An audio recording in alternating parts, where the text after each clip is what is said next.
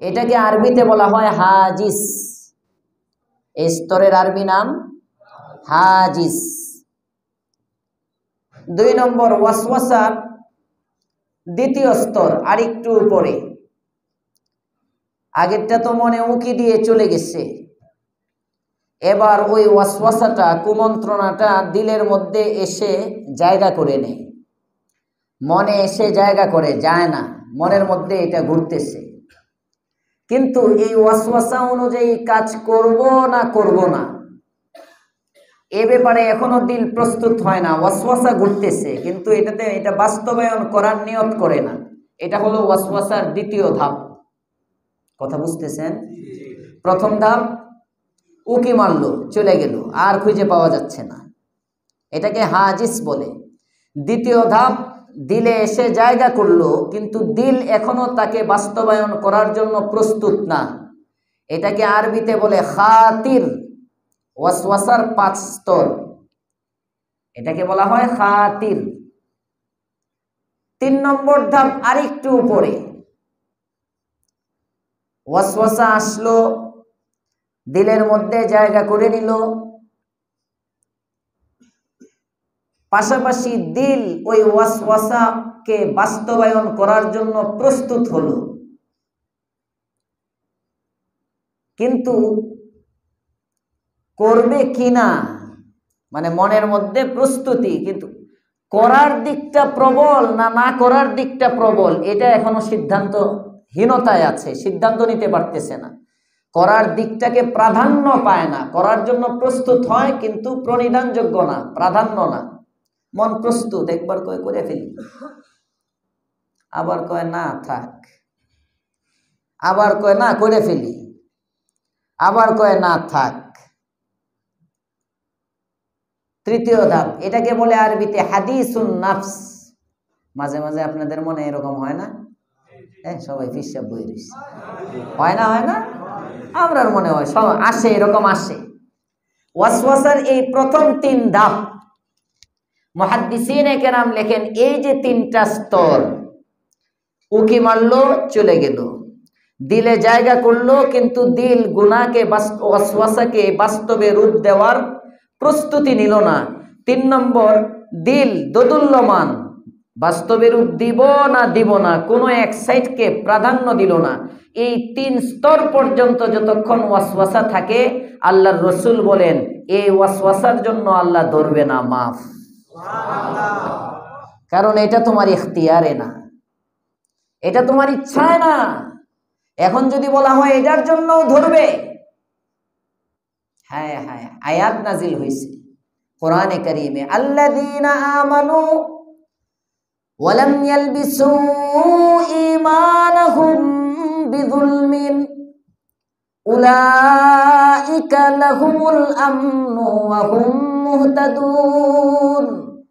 এই আয়াত যখন অবতীর্ণ হয়েছে, আয়াতের অর্থ হলো হেদায়েত প্রাপ্ত এবং নিরাপত্তার গ্যারান্টি প্রাপ্ত তারা, যারা ঈমান আনে এবং তাদের ঈমানের সাথে কোনো গুনাহের মিশ্রণ হয় না।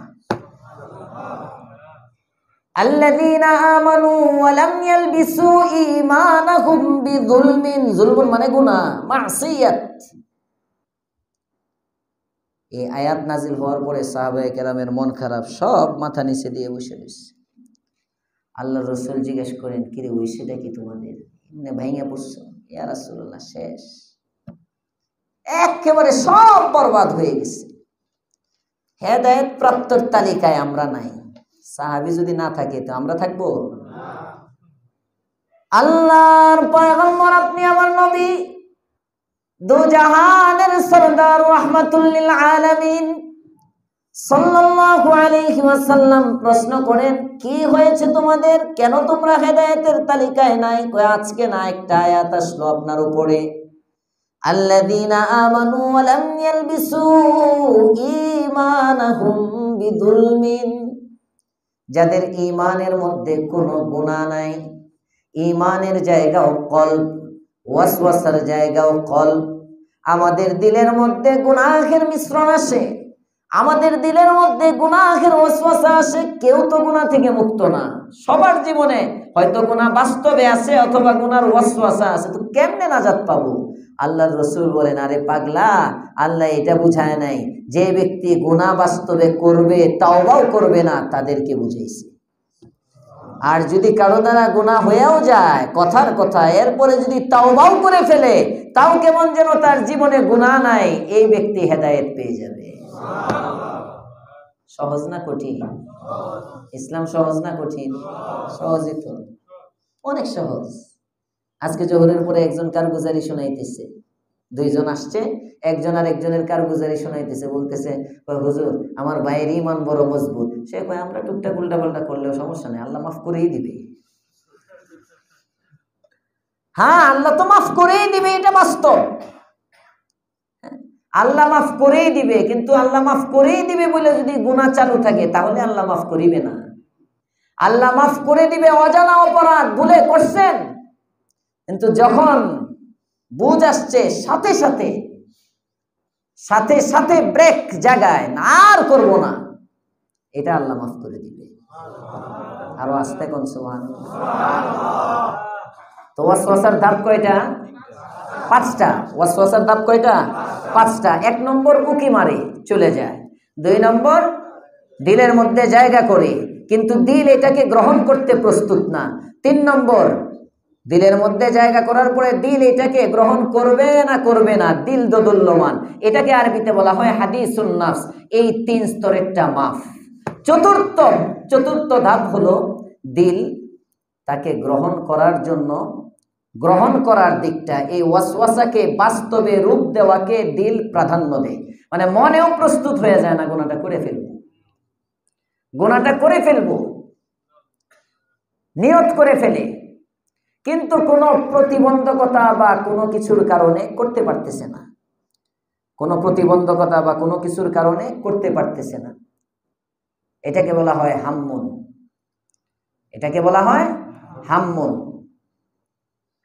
এটা মাফ কিনা? এটা আগের জমানায় মাফ ছিল না, এই উম্মতের জন্য আল্লাহ এটাও মাফ করে দিয়েছে। গুনার জন্য প্রস্তুত না, যদি সুযোগ পাই কর দেঙ্গে, সুযোগ পাইতেছে না, নিয়ত ছিল সুযোগ পাইলে করে ফেলবে, কিন্তু সুযোগ পাইতেছে না। আল্লাহ তাআলা বলেন, আখেরি জামানার উম্মত তো এটাও মাফ। 5ম তবকা ওয়াসওয়াসাকে বাস্তবে রূপ দিয়ে দিল, গুনাহটা করে ফেললো, আজম বাস্তবায়ন করে ফেললে একদম। আল্লাহ কয়, হ্যাঁ এইটা আর মাফ না, এই 4 তবকা তোমাকে মাফ করলাম। যদি ওয়াসওয়াসাকে বাস্তবায়ন করেই ফেলো, এখন আর ছাড় নাই। তারপরেও উম্মত তো আমার প্রেমাস্পদে, যে কারণে একটা গুনাহ করবা, একটা গুনাহ লেখা হবে। পক্ষান্তরে নেকিরও এরকম, যেমনি ভাবে মন্দ কাজের ওয়াসওয়াসা আসে, ঠিক তেমনি ভাবে ভালো কাজের ওয়াসওয়াসা। এই নামাজটা যদি পড়তাম, উকি মারলো, আবার চলে গেল, আবার আসলো। এমন করতে করতে যদি কোনো নেক কাজের নিয়ত করে, গুনাহ 4র্থ স্তরের মধ্যে আসলে গুনাহটা লেখা হয় না, কিন্তু মুহাদ্দিসিনে কেরাম বলেন 4র্থ স্তরের মধ্যে যখন ইরাদা আসে নেক কাজের সব লেখা শুরু হয়ে যায়। কোন ব্যক্তি নিয়ত করলো আমি সুযোগ পাইলেই গুনাহ করে ফেলবো, আল্লাহ গুনাহ লেখে না। কিন্তু কোন ব্যক্তি নিয়ত করলো টাকা হাতে আসলেই আমি মসজিদের ইটটি কিনে দিয়ে দেবো, বাউন্ডারির, কথার কথা, ছাদ তো আজকে ঢালাই হয়ে গেছে, বাউন্ডারির ইট লাগবো না। কোন ব্যক্তি নিয়ত করলো টাকাটা হইলেই ইনশাআল্লাহ আমি একাই ইট দিয়ে দিব, এই যে নিয়ত করছে আর সব হইতেছে। বাস্তবায়ন করলে 1-এ 10, নেক কাজটা যখন বাস্তবায়ন করবে তখন 10 গুণ সওয়াব হবে কমপক্ষে, আর নিয়ত করার সাথে সাথে সওয়াব। আর গুনাহ যখন 4র্থ স্তরে থাকে, গুনাহ না, যখন বাস্তবায়ন হয় একটা গুনার বদলে একটা লিখে। আল্লাহ সুবহানাল্লাহ, নাউযুবিল্লাহ, একটা গুনাহ লেখে এক দৃষ্টিকোণ থেকে সুবহানাল্লাহ, আল্লাহর আজিম শান, আল্লাহ তো গুনাহও 10টা লিখতে পারতো, এই হিসাবে ঠিক আছে, গুনাহও তো আল্লাহ 10টা লিখতে পারতো, কিন্তু আল্লাহ 10টা না লিখে একটা লেখে, কারণ তিনি রহমান। আল্লাহ এই রহমানের দয়া আমাদের সকলকে নেওয়ার তৌফিক দেন, আমিন। ওয়া